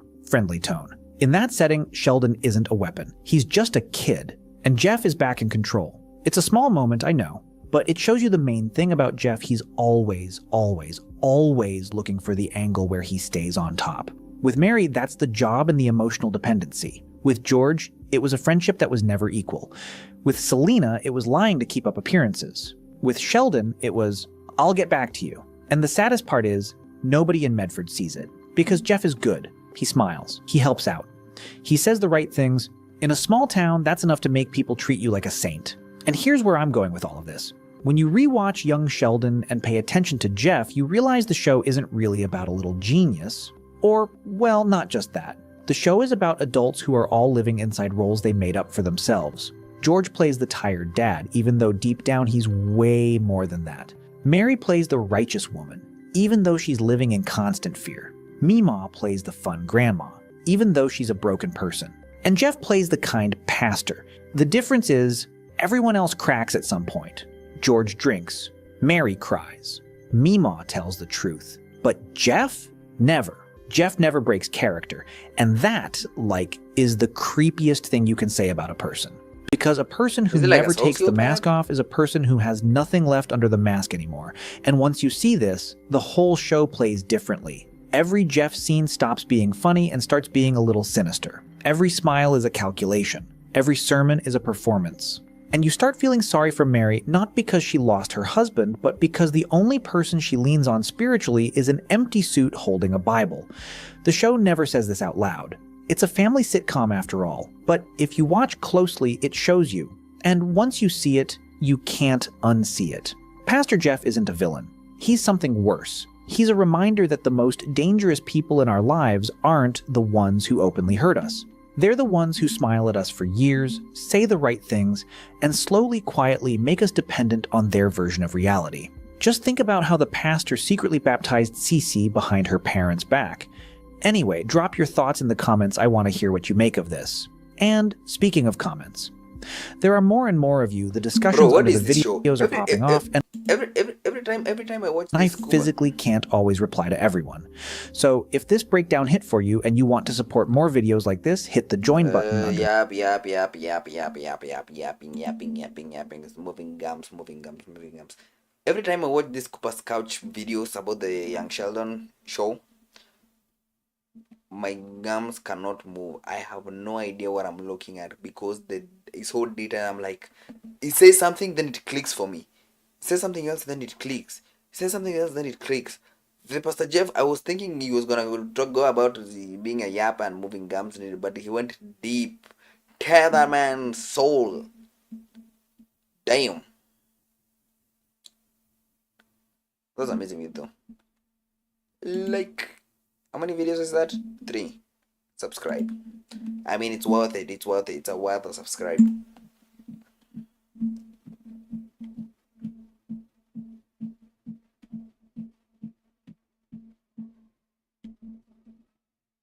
Anime LARPers has to be stopped. Have to be stopped.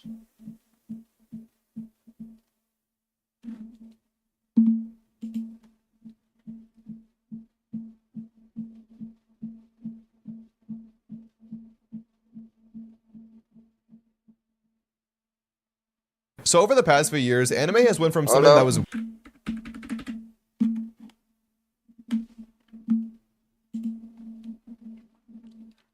Anime LARPers have to be stopped. Anime LARPers have to be stopped. That is the name of the vid.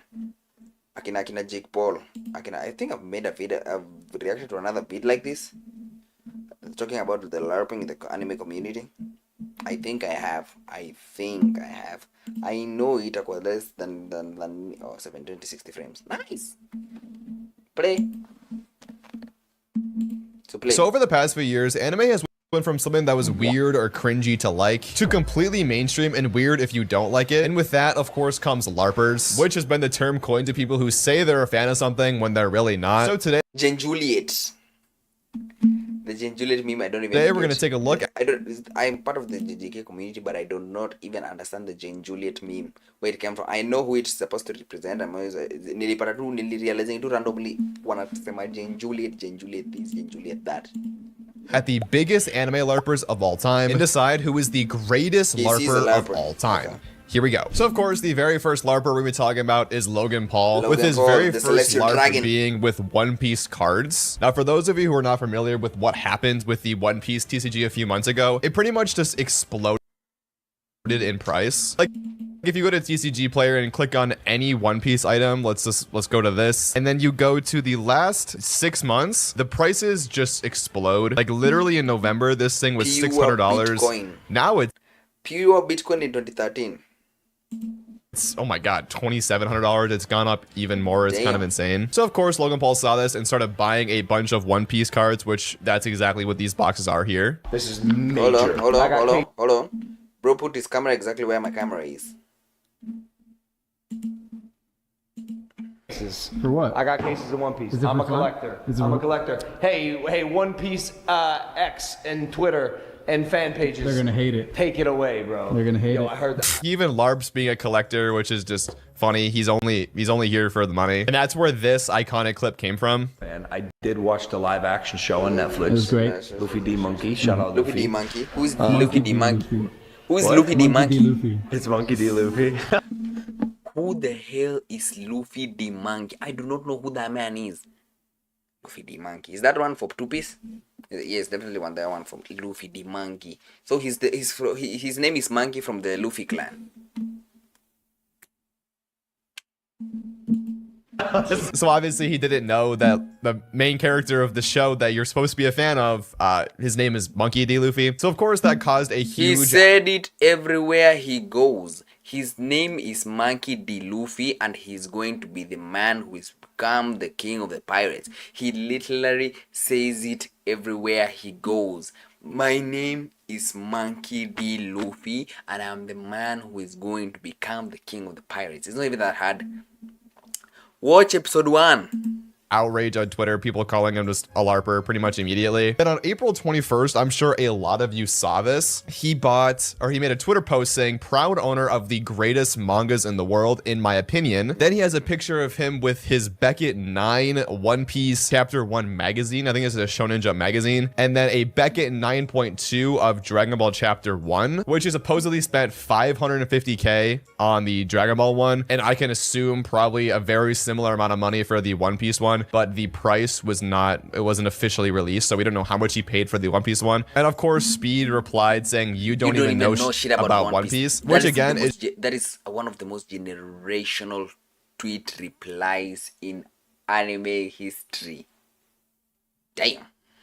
You don't know shit about One Piece. It's true, he has not read either of these mangas, which again, I've said in previous videos covering this thing. It doesn't really matter that he bought these. It's him saying that he's like a fan and all this stuff, which is just not true. Like, you don't have to lie about it. Then of course, in his typical fashion, he doubled down and then bought a One Piece Volume 1 Beckett 9.6. Again, the value of this item. What is this 9.6 things? I don't know if that's supposed to mean something. Is not publicly disclosed. Then he bought a CGC 9.8 One Piece production script, which is a pop 1, meaning this is the only one that exists. And supposedly this is where Luffy gets his first wanted poster, which I don't even think Logan knows that. He probably was just told that. Then of course, Logan tripled down and then made this post of him wearing a Luffy cosplay and then him reading the One Piece Shonen Jump magazine. And someone actually made a video analyzing what page that he would be on here. And supposedly he's not even on the right page where One Piece is. I would have told you that. I'm pretty sure there is no way that the page that he is in is where the page or where the One Piece is going on.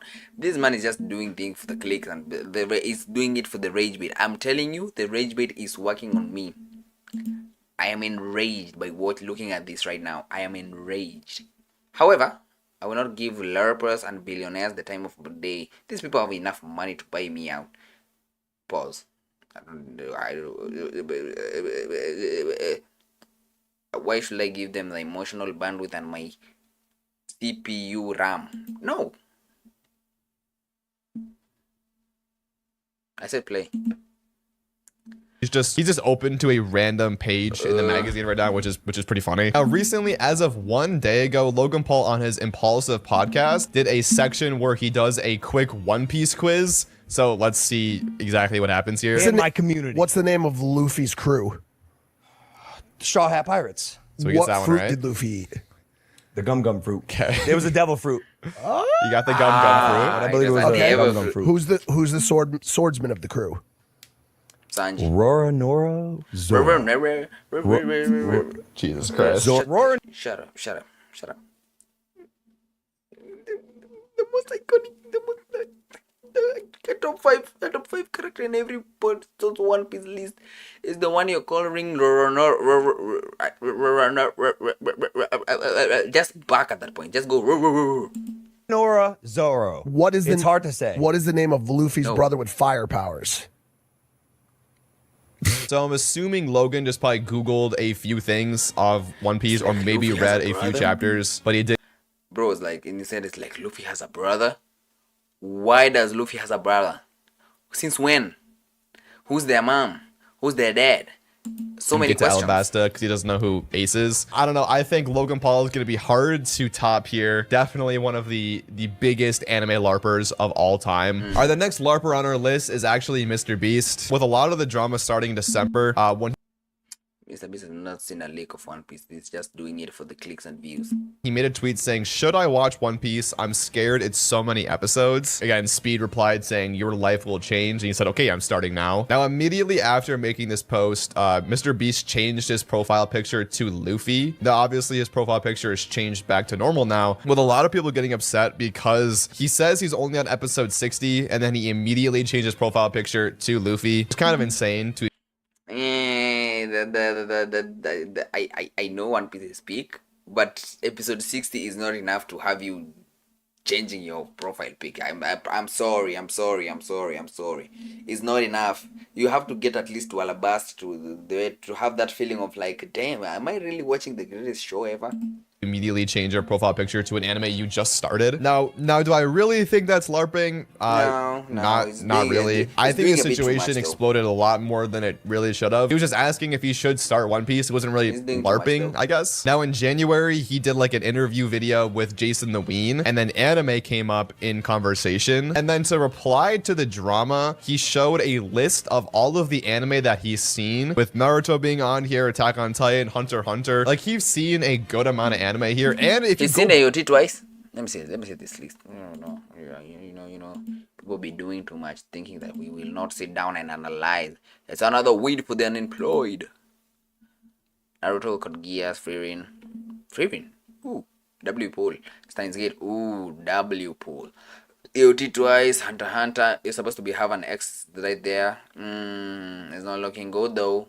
Guardians of the Galactic Heroes. I've not seen that one though. Konikachi, Your Name, Megalobox, My Hero, Jujutsu Kaisen, JJK, My Brother. It's chill.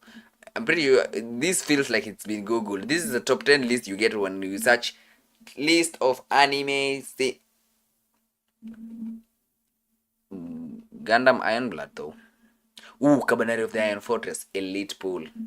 Okay. Seen a good amount of anime here, and if you go back to Mr. Beast's old videos, he talked about Naruto all the time. Like, I found a tweet from 2020 when he says Naruto is the best, every other option is dumb, when Valkyrie made a post about which anime she should watch next, with Naruto winning somehow. Now, do I think that Mr. Beast is a huge LARPer? No. Not really, to be honest. He clearly has been interested in anime for a long time. He's just like Mr. Beast, so of course, if he talks about One Piece, it's gonna be a problem. As of right now in the video, I would say Logan Paul is the bigger LARPer than Mr. Beast. But now it's time for the next is literally a celestial dragon LARPer to show up. And the next massive LARPer on our list is actually Nick A30, and this one's really funny. So a few months ago in February, Solo Leveling and Fortnite did a skin collab, and of course Sung Jin Woo was one of the skins that you could buy. And of course, Nick A30 is a massive Fortnite streamer, so I'm assuming that Epic paid him to promote and talk about this skin. And I could say with 100% confidence that Nick A30 has never in his entire life watched a single second of Solo Leveling. Because during a stream that this happened, like, this clip is hilarious. We have early access to Solo Leveling. We have Sung Jin Woo. That guy's my favorite. When he does all of his crazy anime stuff in the show, in the movies, like. So when Sung Jin Woo does. Pause. Sung Jin Woo does what in the what? Sung Jin Woo does what in the what? This man got paid to promote the what? The anime moves in the movie. Really?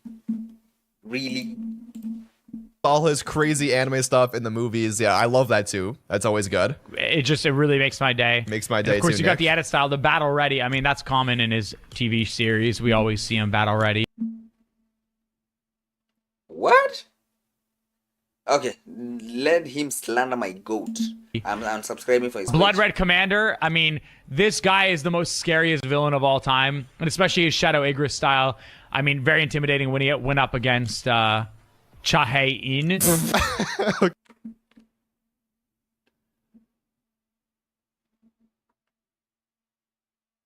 Well, at least he got paid though. I mean, So next he talks about Igris, At which least he got paid. This was a cool fight. I think this was season 1, but unfortunately, Nick, I don't think Chae-In and Igris ever fought a single time, or even met each other. Immediately, Nick is just he's just talking. Bro, he's just moving his gums. Like, he's just talking to talk. Went up against Chae-In, so like it's cool that they have all of them because they all. It's true they kind of fought, but it's not really the anime. This is not something you should be talking about. The way he's talking about it, it's like ChatGPT told me the best, shortest way, summarize the shortest way I can talk about solo leveling. All are the dynamic trio that we've seen in the TV series, but for Nick, Igris Cloak, I'm just laughing because I'm so excited, man, that this came to life, bro. He's laughing because he's excited. Right. I love when they use the Igris Cloak in the library and the teachers don't spot them and they're able to get the the spell that they need. That was a really good episode. What is he talking about? That was the third movie or something. Third movie. I do believe that Nick A30 is kind of joking here. I don't think he genuinely believes everything he's saying. When he was that is a clip from that is how I know he's trolling. He's talking about the glider and the pickaxe. He was just saying words. It's like that's the method right now. Talk about the thing that people love, but in the wrong way. That is low-key the method. Oh, I don't think he was being 100% serious here. But he still was LARPing. Again, I don't think he was LARPing as much as like Logan Paul still. I think the next person was LARPing just as much as Logan Paul. All right, the next LARPer that we have is none other than Kai Cenat. Ever since Kai Cenat stopped streaming to pursue any other endeavors, which I'm not entirely sure what he's up to nowadays, but people have looked back at his old clips, and this guy was just the LARPing final boss. Obviously, I'm about to talk about all of his LARPing with anime, but he LARPed like a bunch of other things as well, not just anime. But the first thing I want to talk about is when he was LARPing starting One Piece. Some One Piece. This clip is rough. And shit like that. The language is different and everything, but that shit was. Okay, someone's already calling me out on my own video saying Bud hasn't watched One Piece.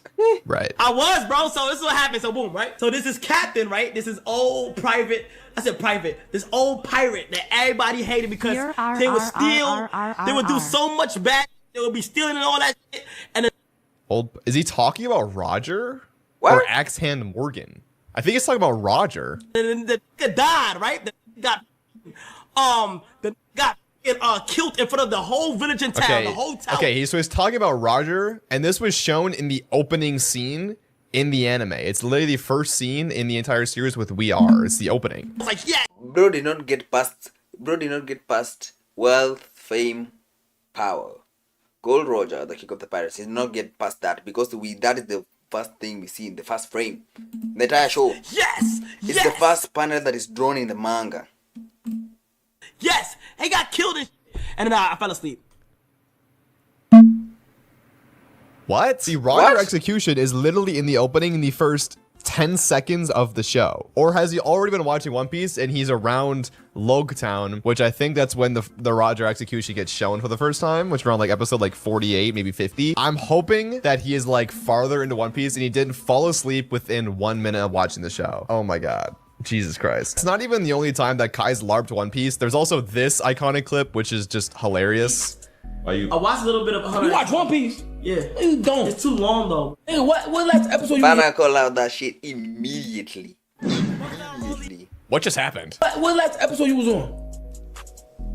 Like 100 and. What? I'm being honest. Okay, name 3 characters. Okay, Phantom just immediately called him out. Lofi. Dude. Oh my God, bro. Lofi. Okay, I like Lofi. Yo, bro. Damn. What? Man, what's Luffy? Loot? Okay, I think I'd say to say that Kai has maybe watched a few minutes of One Piece. I don't even understand why he's doing this, bro. There's literally no point of LARPing One Piece. Then there's also this clip where he says he's a fan of Death Note, just at another time to say he's only watched 2 episodes of it. So there's this. You know what's crazy, bro? What? I really like anime. Like you know what anime? Like anime? Is? You know I don't know what anime is. What's your favorite anime? Death Note. What the fuck? What? So Kai says his favorite. And he does not understand why the man had that reaction. Favorite anime is Death Note. Okay, he says his favorite anime is Death Note. Keep that in mind. That's my favorite one. What? You capping. I love Death Note. You ain't never. Yes, I did. L like. He has no idea who he's talking about there. Yeah, so I went out there. Whoa, anime, what you watch? Everything, bro. Everything. I can't get into it.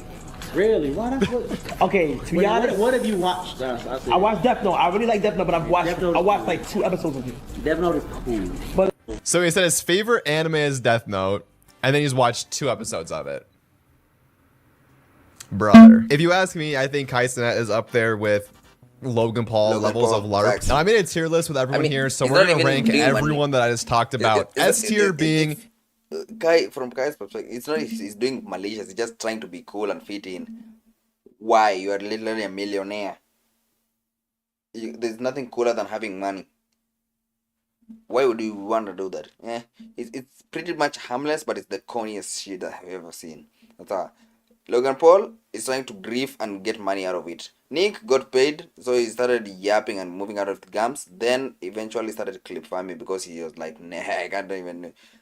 Mr. Beast is like, I mean, it's still fake and performative, but I can overlook it. You are the LARPing final boss, and then D tier being, I don't think you're LARPing at all, you just enjoy the series. Now, I'm going to save Logan Paul for last because he is the most controversial right now. Okay, first we'll do Mr. Beast, and I honestly don't think that he is LARPing like that much. A lot of people are just exploding because Mr. Beast is talking about One Piece and like popular anime. If you've been watching his videos for a while, I feel like most people would know that he has talked about anime in the past. Maybe he's posting about it and talking about it because it's trendy, which you could say is LARPing. So I'm not going to put him in D tier. I'm going to put him in the C tier category. Next, we'll do Nick A30 because I feel like his LARPing was also kind of a joke. Obviously, Nick had to talk about the Fortnite skin because his job is Fortnite. I'm sure Epic paid him to talk about the skin, but he did just blatantly LARP about knowing anything about solo leveling. So I think it's a safe place to put him in the B tier category. Next is Kaisenet. Now, after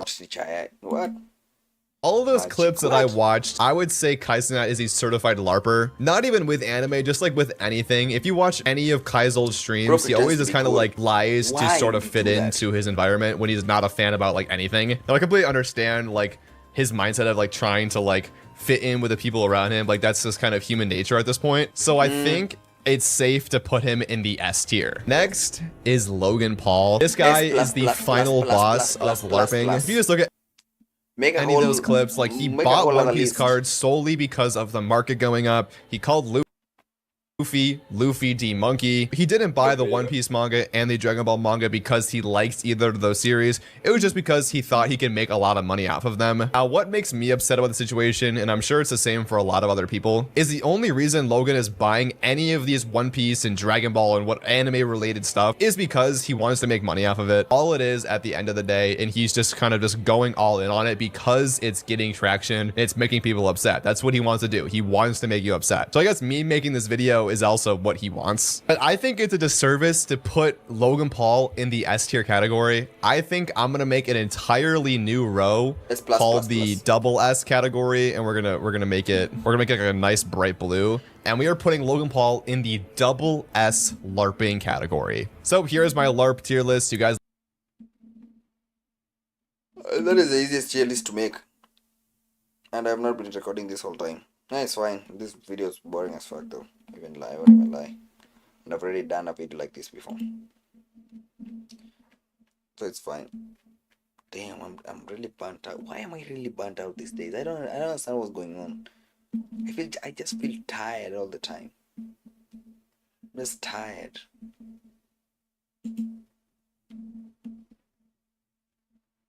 It's the most random thing ever. Damn. Anyway, chat, that's it for today. Why do I keep talking like I'm talking to nobody? I'm talking to literally nobody. My analytics today literally says, oh, I had 2 views. Nice. But I literally have no views today. Average watch time 0.28. They stayed for 30 seconds and they yeeted themselves out.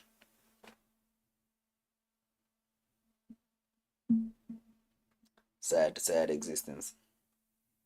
Anyway, I just wanted to hit like exactly 150. Then I end stream. There guys, Travis does streaming on Twitch and on YouTube pia.